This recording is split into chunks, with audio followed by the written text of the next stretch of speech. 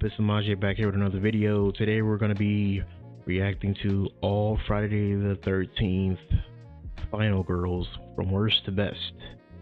My favorite Final Girl is always going to be the first one, and her name is Alice. Bro, Alice defended herself so well by like killing Jason's mom, bro, because she was a crazy ass lady, man.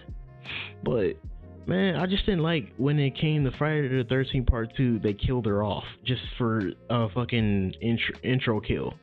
But my second favorite has to be Jenny, because she actually tricked that nigga and got away with it. Bro, these are like my favorite movies from all the Friday the 13th, probably Part 6.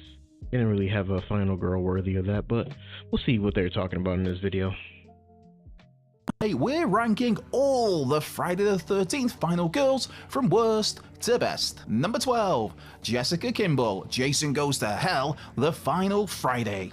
For most Friday the 13th fans, me included, hearing the words Jason Goes to Hell, yep, that is enough to make you break out in a cold sweat. Notoriously the Friday the 13th movie that featured, although there is a very inventive, impressive opening act, but that is where the Final Friday peaks.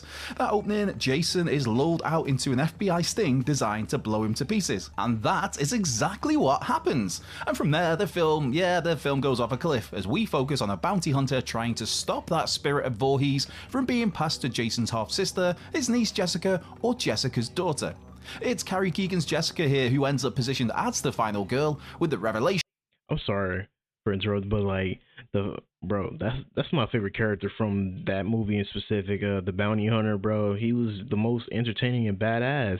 That bro, although I like every Jason and I hope that franchise close to my heart, but I just really do not like the way that they put that Jason in that state, like have him jumping from bodies to bodies. Like, what the fuck is this?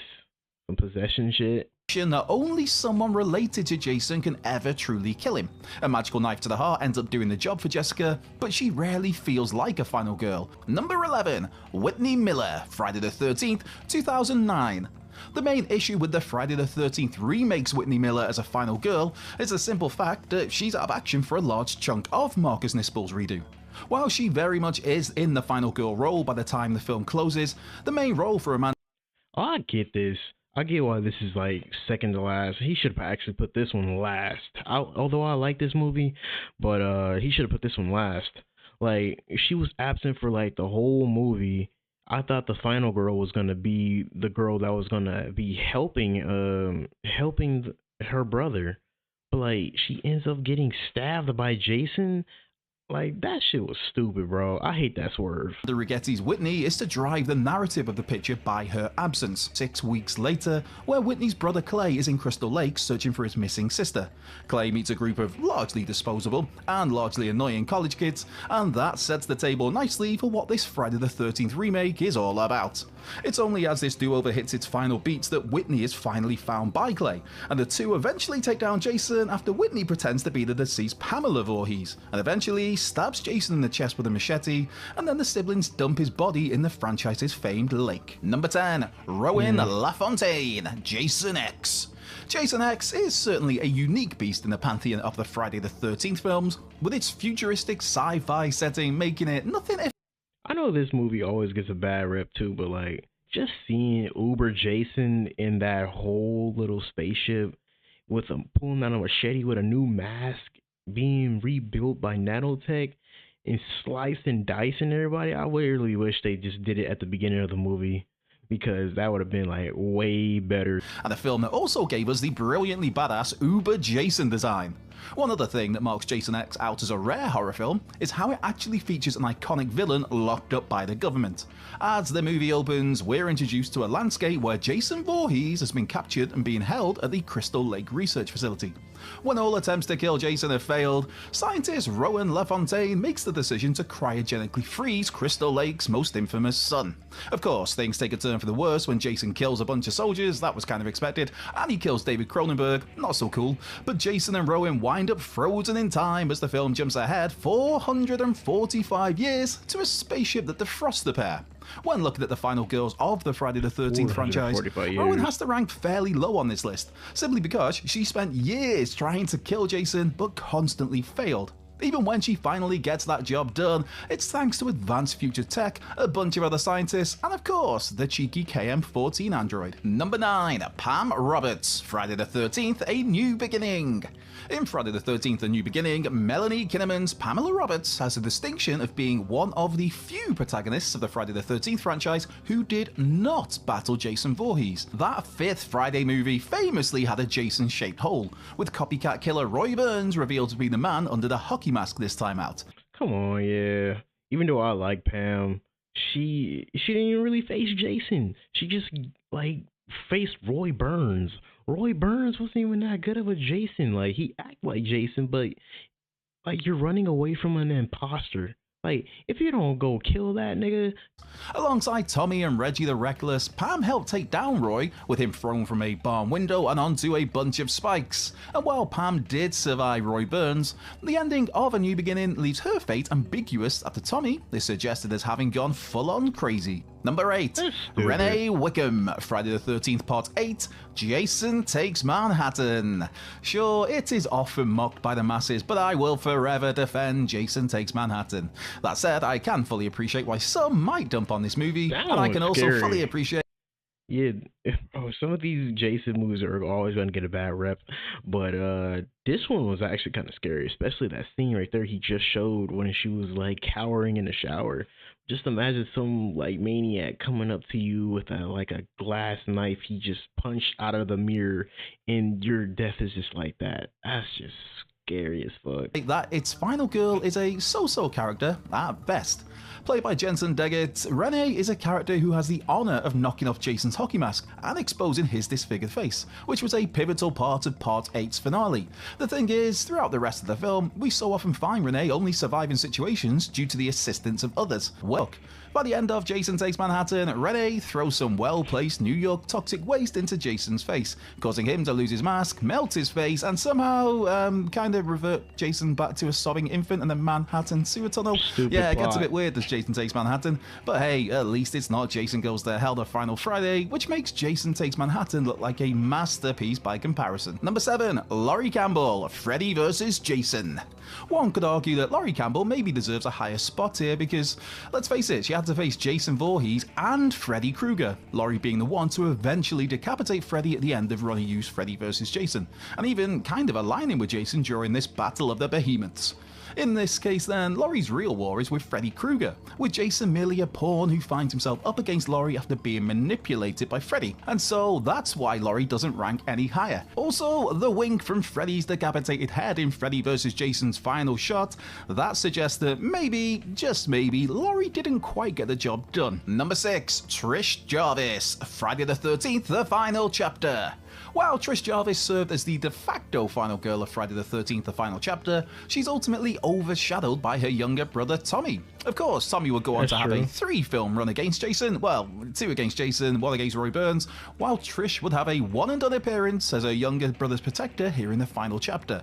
Resourceful and able to remain calm in the face of adversity, as in pissed off Jason Voorhees, Trish is on the ball enough to barricade the windows and doors of the Jarvis house. Plus, she later cracks a monitor over Jason's head when he again comes calling in the final act.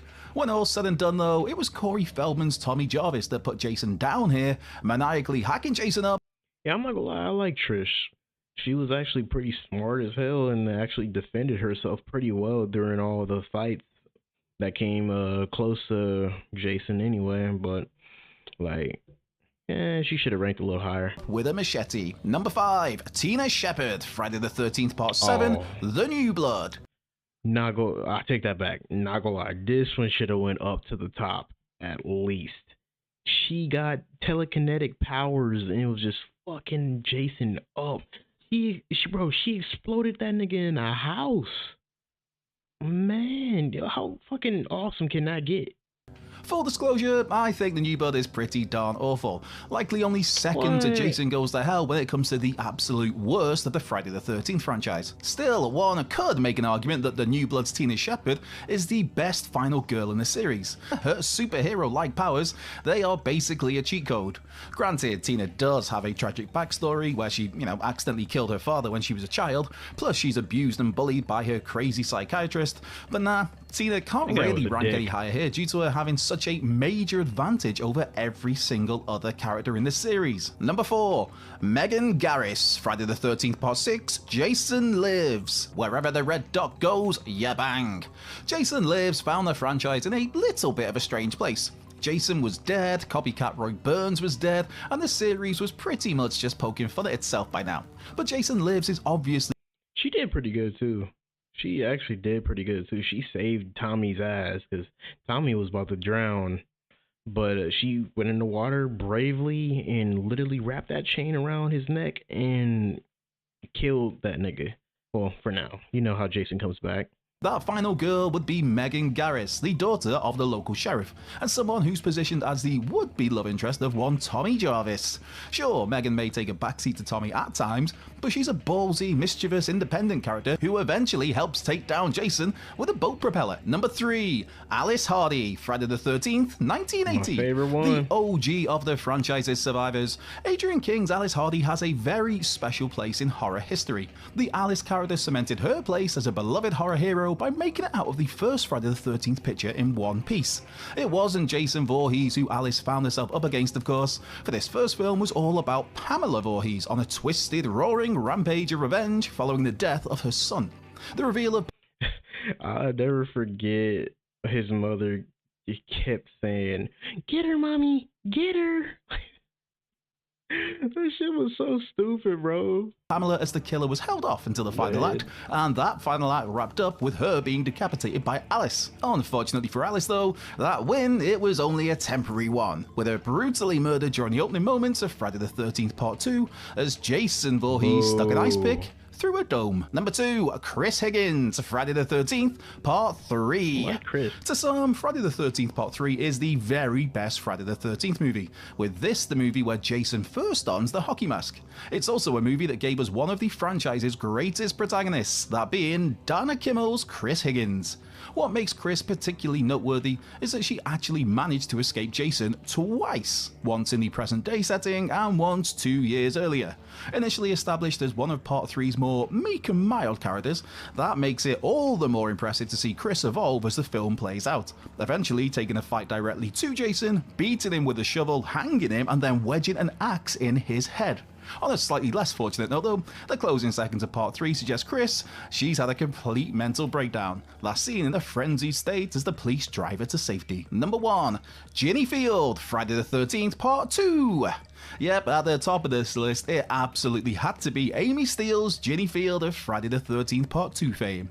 Of all of those to battle Jason over the years, the only person to come close to Ginny in the badass stakes is franchise fave Tommy Jarvis. Of course, Ginny is the first final girl to actually run up against Jason, the original Friday the 13th having Pamela Voorhees as its killer, and Ginny uses her smarts to play on the events of what audiences had seen in Sean S. Cunningham's 1980 original movie. With Jason having caused carnage at Camp Crystal Lake, Ginny finds herself stumbling the... But like, I can totally agree with this whole video and everything, but Chris Higgins was lucky to escape the first one. I thought that whole plot was stupid, but like I said, Ginny Fields, bro, I fucking love Friday the 13th Part 2 because she tricked the hell out of that nigga and just like laid that axe into his side. But hey, I'll catch you guys later.